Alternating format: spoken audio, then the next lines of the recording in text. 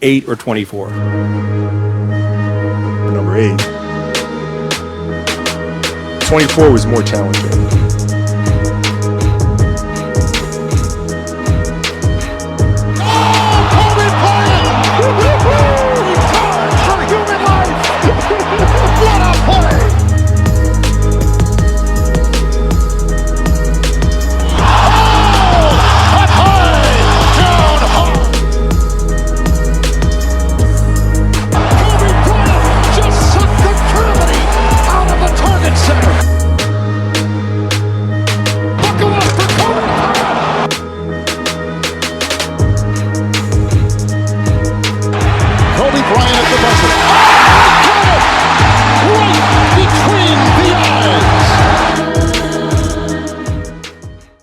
It's Monday, so that means 3 things. 1, I'm not your MCM.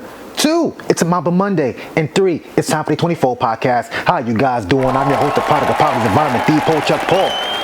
Episode 199. Real American. I'm a real American. Fight for the rights of every man. I am a real American. Fight for your rights. Fight for your rights. Just think, that is racist Hulk Hogan's theme song. How you guys doing? I hope you guys enjoyed your week. I hope you guys enjoyed your weekend.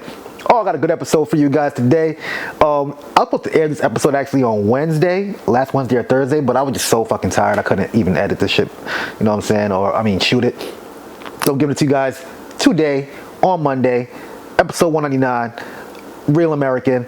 We're going to talk about Hulk Hogan a little bit of Monday Night Raw last week, some Mase, Cam, and Jim Jones triple threat beefing, pause. But yeah, the Real American song, it's funny because it was composed by Ricky Derringer off of that WWF The Wrestling album, which was released back in 1985. And what was it supposed to be for Hulk Hogan?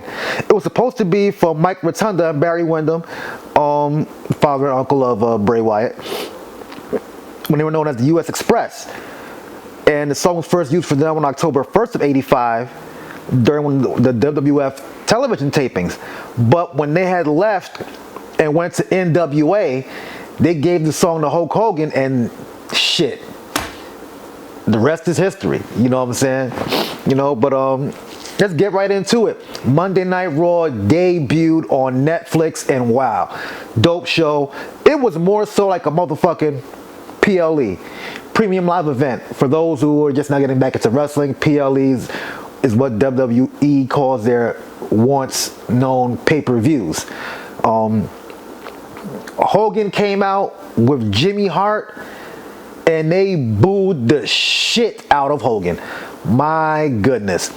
A lot of folks were suspecting that, it was because of Trump support, this, that, and the fourth. There are a lot of known Trump supporters in WWE, and people don't hate them. They still get cheered for. And folks were saying like, because this is Los Angeles, Gavin Newsom's state, this, that, and the fourth. No. Because Undertaker came out with Rhea Ripley, and they cheered the shit out of him. And he actually had Trump on his podcast and interviewed him. And I still love Taker. Hell, I don't hate anyone that votes or supports Trump. Now, if you support certain ideologies of his, different story. Like, I know I'm straying way off topic, but I'm just going to say this. You have to be naive to think that everything Trump says is great and everything that Biden says is great. They both aren't top tier candidates, to be honest with you. And it's crazy because there's video of Barack Obama and Trump chuckling it up at the late President Carter's funeral. But anyway, let me get back to the subject. It is not because Hogan supports Trump. It is because his racist rant years ago that I will play for you. It is because his treatment of the black woman who was handling his Great American Beer Tour. It is because how he dimed out Jesse Ventura when he was trying to start a union for wrestlers back in the 80s. It is because his long-standing beef with Macho Man. And I will play each of these videos for you. All right? So, you see Hogan here. The shit getting booed out. Matter of fact, let me play the audio of Hogan being booed. I can't play the actual video because, you know, it'll get flagged. You know, I've had all kind of tag team partners over the years, but you, the fans, have been my greatest tag team partner because you guys have stuck with me through thick and thin, dudes. Booed him out the building. He could barely walk, too. It's like 2 steps. He's moving all slow. He definitely wasn't going out to the ring. And you got Jimmy Hart, 80-year-old ass, trying to sway that flag. Oh, man, I feel bad for him. You know, it reminds me of that Simpsons episode when they were booing Burns. And Simpsons was like, are they booing me? They're saying, no. They're saying, boo Earns, boo Earns. Like, oh, man, Hulk, give it a rest. There's people talking about WWE's probably trying to bring him back on as a heel. No, this isn't wrestling heat. This is personal life. We don't like you, go away heat. Okay? Now, let me play you Hogan's racist rant that was leaked back in 2016.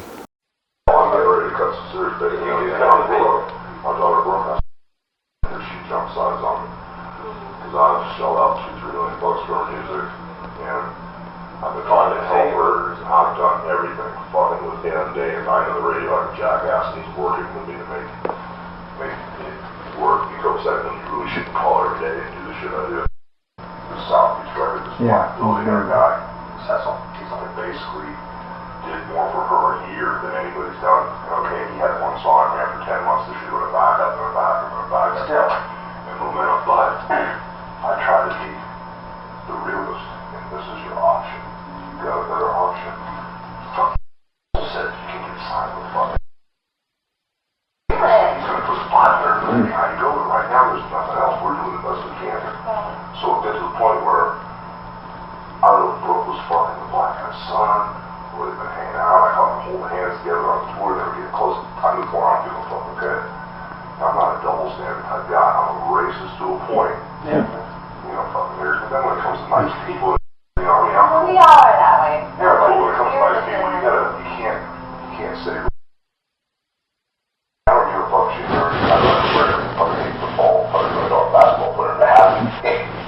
If we're gonna fuck with vendors, let's get a rich one. Sure. The kid is a multi-billionaire. But the thing is, now they start doing these nasty emails, so someone would arrive at a relationship. And so now don't ever want to talk to anybody. No. Let's be clear. If Hulk Hogan said some shit about Jews, his career would be over. Replace the word niggers with kike. And you can't tell me his career would be over. Now, here's the video of the young lady who was handling his Great American Beer Tour.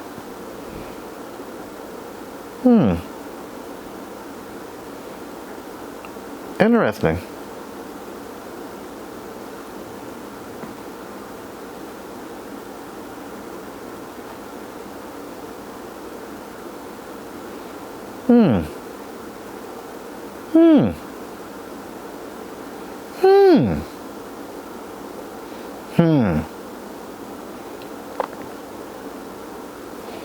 I don't know, I guess, the right skin is the white skin, I guess. I mean, hey, I don't know Hulk. And here's Jesse Ventura talking about Hulk. What had happened was when I sued the WWF, we had to take Vince's deposition. So me and my lawyer flew to Connecticut. Now, I can't say nothing because you sit in a deposition. I got to stay silent. But I told my attorney the whole story. I said, if you can find out who ratted me, who was the rat? Who was the, as we called him, what were they called in the old days? What did they call them again? Stooge. Yeah, Stooge. off a Stooge. That's what it was called in the old traditional days of territories. The office stooge. Who's the office stooge that stooged me to the office? Yeah. So we sat down deposing Vince, and it got halfway through, and a lawyer can ask anything. Yeah. And my attorney says to Vince, Mr. McMahon, he said, has there ever been a union in wrestling? And Vince goes, no. Has anyone ever tried to form one?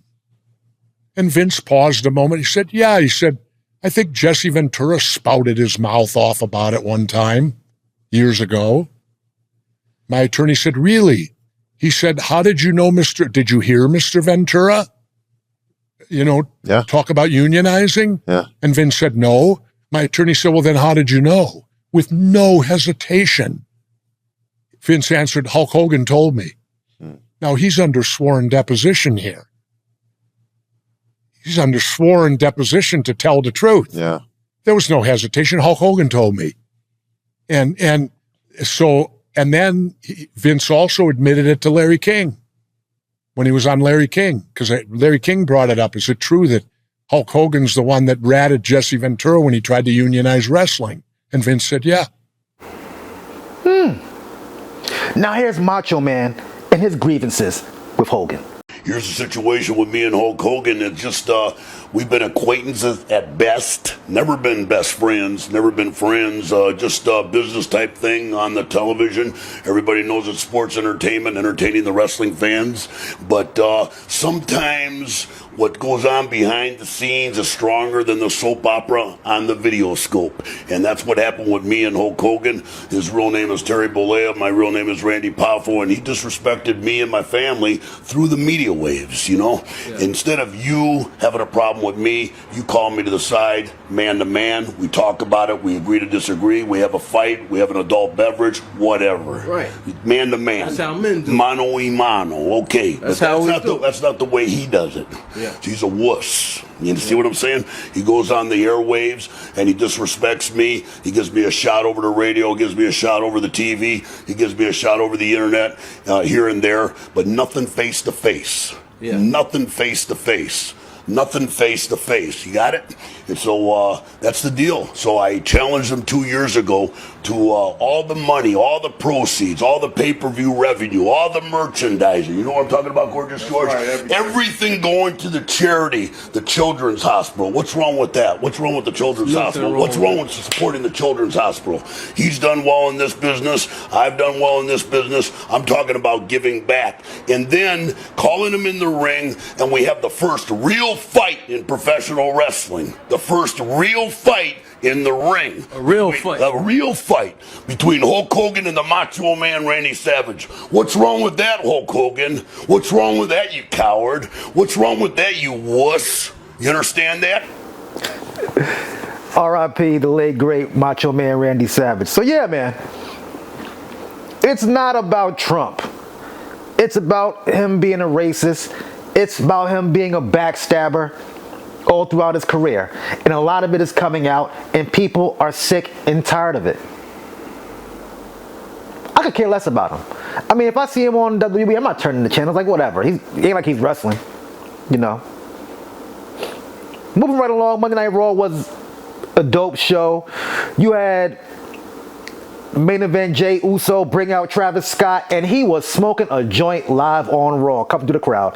Oh my goodness, look at this motherfucker, man. Gotta love it.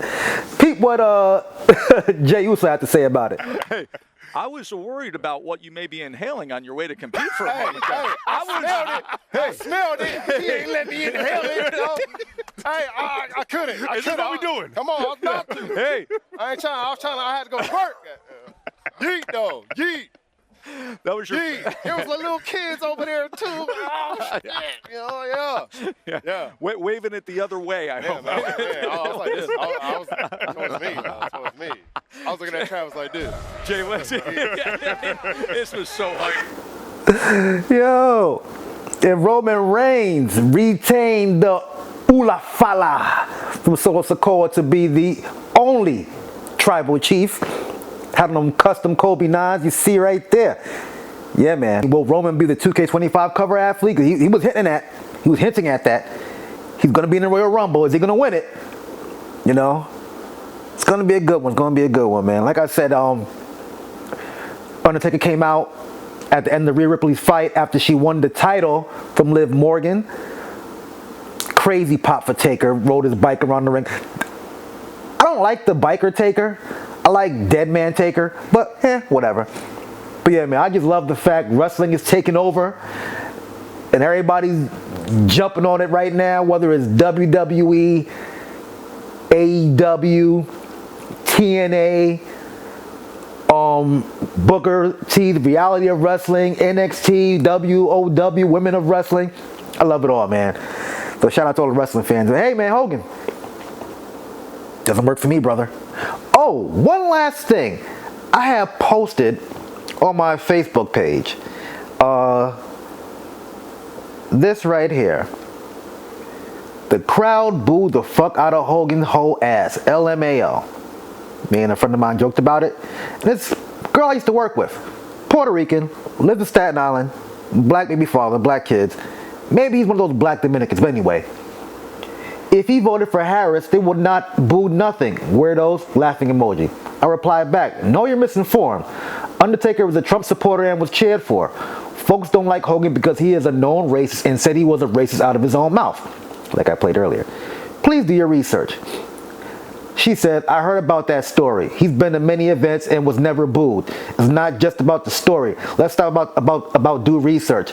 That woke comment went over your head. I said, please be weird on another page, especially if you're going to use the gentrified definition of woke. And then she unfriended me.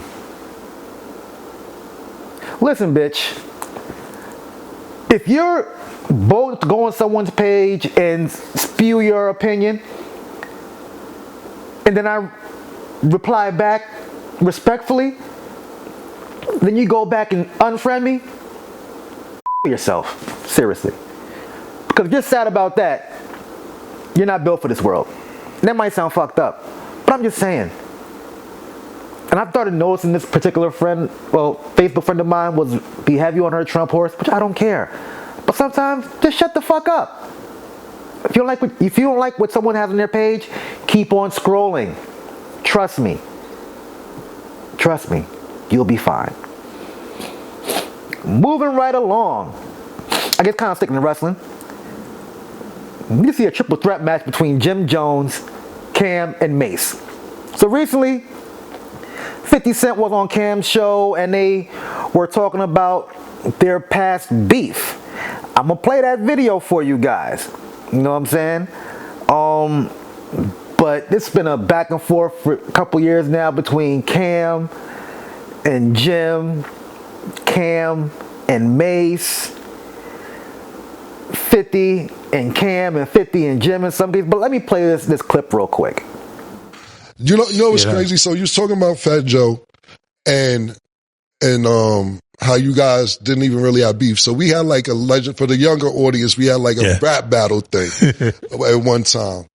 And 50, what you did, so we was having interior problems at Dipset. Nobody knew about this. Nobody knew that we was like not on the same page. Right. So when me and you were battling during our music thing, you got members of Dipset to come to your show.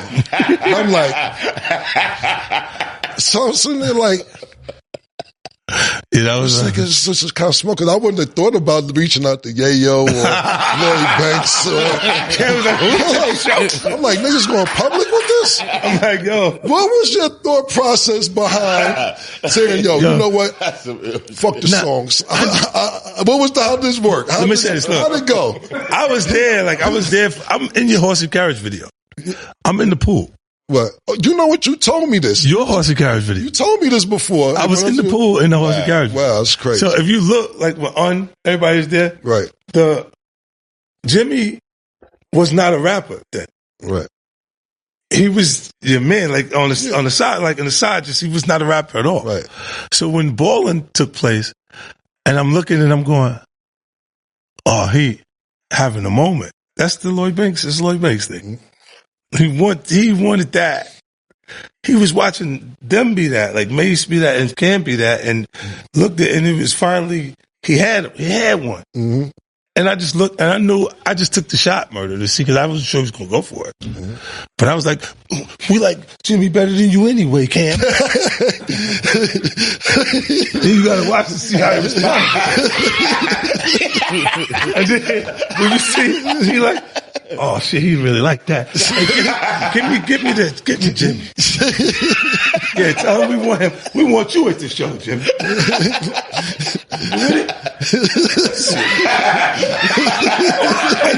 Yeah, but that was one of those things I just threw it out and see what. And then when he bit to it, because it was like he was having a moment that not sure that was going to ever happen again. And crazy thing about it is, 50 Fest was in 09, and he invited the Lots too, and they performed. I remember seeing it on video. Sheik was like, yo, this is dope. I haven't seen no shit like this. It was Jewels, Jim, and Freaky Zeke as well. But here's the clip of 50 with Jim Jones.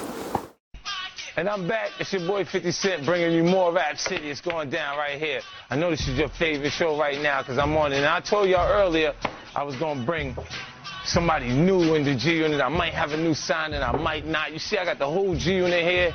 We're going to get it going. What you got back here? Ah! Oh, man. Hey, what you know?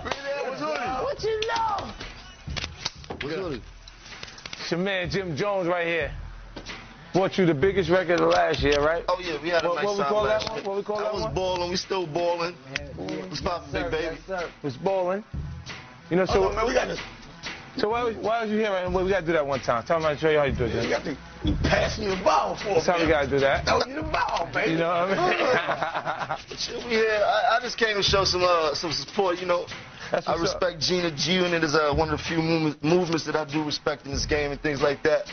You know me, I'm a hustler, so I'm always open for money and things like that. But that's what this is. This is the ultimate hustler version of Rap City right here. It's still diplomats, though, baby. Yeah, let's talk about how like what you got going on. Oh, now you know I got a new deal pending. I don't want to break no hearts and shake the tables too much, but somebody to offer me a whole bunch of money that I can't refuse and things like that. Well, but, don't blow that till negotiations is done. I'm not going to blow that up too much, but I think it's pretty much done. You dig? But besides that, the album coming out, you'll look forward to that Bird Gang album, Dipset, G Unit. Don't be scared. That's right. We brought you Jim Jones. We brought you Jim Jones, and be surprised because we got more surprises to come. More Rap City. What a time to be alive back then. Oh my goodness. You know what I'm saying? And, Jim Jones was on Justin LaBoy. Some people may call it LA Boy, LaBoy. I don't know. He was this is his first episode of his show, his podcast, Respectfully. You know, because he does those memes saying things like, inbox a girl all your money respectfully. Like, looks like a Lawrence Fishburne heavy set type, kind of like Punch from TDE, whatever. Anyway, here's the video. Seen this shit before it happens, what you tell, like everything. Mm-hmm. It started with Mase. He didn't do the right thing. That's the one question I wanted to ask you. I'm a little bit too young to understand. Like, I just was able to be like a teen. I watched Mase shit on Cam and everybody around him. Wow. A bitch like all the time.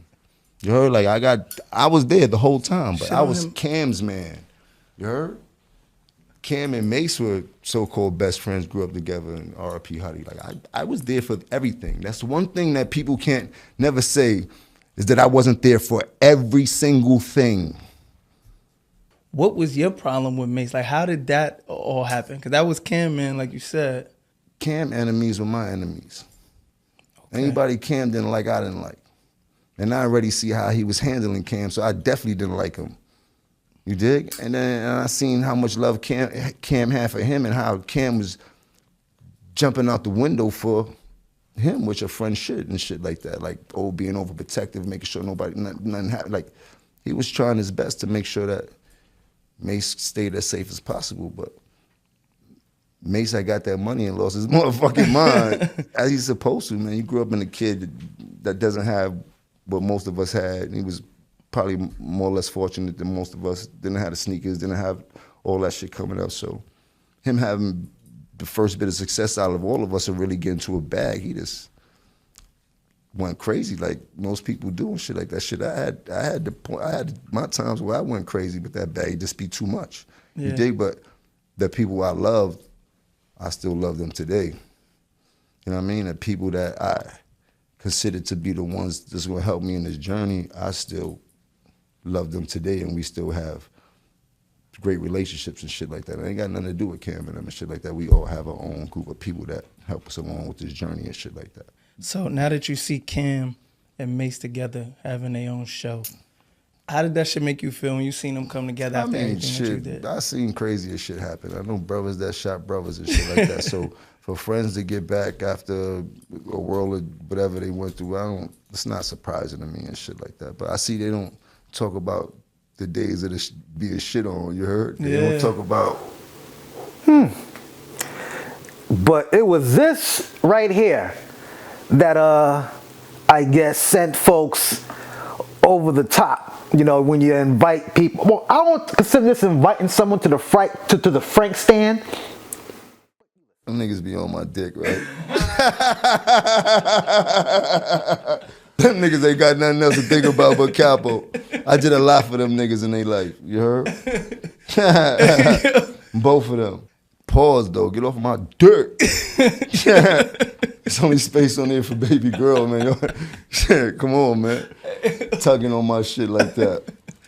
Yo, you never clear shit up, and we never hear your side of the story. Cam was like, I thought we could pull it together. Next thing I know, I see Jim performing with That nigga ain't think nothing. He could pull nothing together. He couldn't do nothing with me. He couldn't tell me nothing, nigga. Like, let's not get this shit twisted. Like, nigga, nobody could tell me nothing, nigga. I was my own boss. I did what I did as a fucking soldier, because I was a soldier, nigga. You heard? I had the soldiers, niggas. Nigga didn't tell me nothing.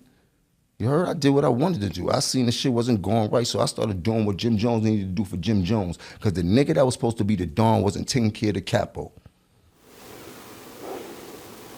Respectfully. I mean, I see where you're coming from. But then, of course, 50 Cent responds with these memes. He posted the transcript of Jim Jones, Mel Matrix, and Treyway on the phone. They were talking about getting at Tekashi 6ix9ine, and 50 was pretty much saying that you don't run shit. Mel Matrix is the one that runs shit, not you. And then on the It Is What It Is show, Mase and Cam didn't let up. Yo, bro, look at me. Let me tell you something. Hookah, cigarettes, cigars. I'm with all the smoke, nigga. And then, you know, during the interview, I believe Jim Jones said he taught himself how to rap or whatever. But in previous videos, he says, like, you know, Mase and them taught me how to rap, you know, and I took it for what it was. Look. Mase helped me learn how to rap. Mase taught me how to rap. Mase actually showed me, he was the first person to show me how to rap. Mase actually sat me down and showed me the magic to rap. My goodness, man. Personally, I think Cam was never Jim's friend, but Jim was always Cam's friend. Because Jim, you can tell wears his heart on his sleeve, right? And he's the kind of person, he will do whatever his friend needs him to do. And you could tell he's like probably one of those types to be like, yo, don't trust that dude. You end up not trusting that dude to do some foul shit to you. You come back and tell Jim, he's like, yo, I told you. But Jim will still be your friend about it. So I see it's not really a tug of war or he's jealous. It's just that he's probably seen Mase do all types of foul shit to Cam. And Cam was just like, whatever. But he gives Jim short rope to play with. But gives Mase a longer rope to play with. Pause. But yeah, but personally, I think they need to just squabble up. 5 minutes, each of them. You know what I'm saying? One by one by one. Move along before I get out of here. Whew. long episode. I remember this clip from All the Smoke. Did I write down the year this happened? I think it was like in like 3 or 4 years ago. They had Carrie Champion on the show, and she said this about Steve Jackson. I'm a very emotional guy. Mm-hmm. Very emotional, but you have to be around me to know that. At work one time, I think it was Valentine's Day. Mm-hmm. He brought all the girls a single rose. Rainbow roses. That's all. That's that player Are you shit right there. Well, and no, he was very no. It was. You know what? You trying to hype that devil up, get him going. Yes. A little bit of it was though. A little of it was though. Little bit was the player in me, but it was, it was Valentine's Day. I was going to work, and one thing about working at the time, all the women there treated me well. I spoke to everybody, and that's just the country boy in me, and being raised by a beautiful woman, my mom. I've always had respect. So working there, you don't see that a lot.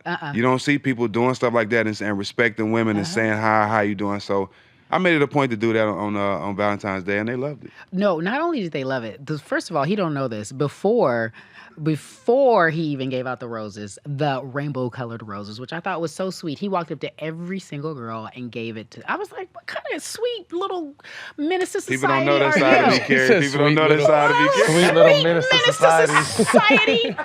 You little son of a gun, you. I was like, stop. Like, my mouth was open. He was just really sweet. And he's shy, too. Like, there's a shy element to you that people, like, it sounds crazy. Everything I'm saying sounds crazy to somebody who don't know you. Right. So then, but before he gave out the roses, I got to put, all the girls would be like, he's so cute. He's so cute. They all liked him. Don't tell he's him so that. Cute. Because he gonna get jealous. He think I'm starting to look good because I've been using this product. He don't think I've been had a little glow on me, man. I've been had a little glow on me. It ain't just a pretty boy miss. But they really see it now. Anyway. Thank you though, Carrie. The girls loved him. They be like, what's the situation? I'm like, I don't know, my business. Like, but all the girls loved him. Like makeup, he's talking about he was really nice, all the girls. Because they all loved him. I used to go to the makeup artist. He sit there in the makeup room, talk to the girls and ask them about their day, how they doing. And well, it's because once he opens up, the motherfucker will talk your face off. Yeah, for sure. You know what I mean? He'll talk your whole goddamn face all the way off onto the ground. You ain't lying. Yeah. The girls be like, oh, I was telling him about this recipe I made the other day. I'm like, what? Talk your face off. Talk your face off, man. I will. Then Marcellus Wiley said this on his show. This is what made me really go back. What I know about this is that, in general, the makeup room is a setup for failure, setup for disaster. It's a recipe for disaster. And this is not to damn the makeup artist. It's because that's the breeding ground for all these salacious relationships. Everywhere I've worked, and you can look it up. You can just literally type in network, makeup artist, blah, blah, blah. It's an intimate environment. She's right in your face. And I've seen it go both ways. The players, or the former players, or the announcer, the host, whoever the guest is going in there ready to mac, ready to holler. It could be that person. It could be the makeup artist she knows how close in the proximity she is to some access, some success. She knows how powerful these figures are, And I've also seen it where you come in and you're just not even tripping. But you guys see each other 5 times a week, multiple times a day. She ain't ugly, you ain't either. You got $5, she got $4. Y'all kicking it. And it turns into something. I've seen it every single level. This one specifically, I can't pin down on Skip Bayless. That's a lot of money for something that's free online. I'm going to say that again. But over 7 years, as is alleged, things are different. Things can change for it. Yeah, man. Interesting. Before I let go, next episode, number 200, I'm going to be honest with you, I might shoot it next week because I want to make this a great episode. You know what I'm saying? Maybe I'll drop a second one this week and that'll be the 200, but I'm just saying. Like I always say, like, share, subscribe, comment. God is good. God is great. Thank God my paper straight. I am the Poacher Paul. Peace out.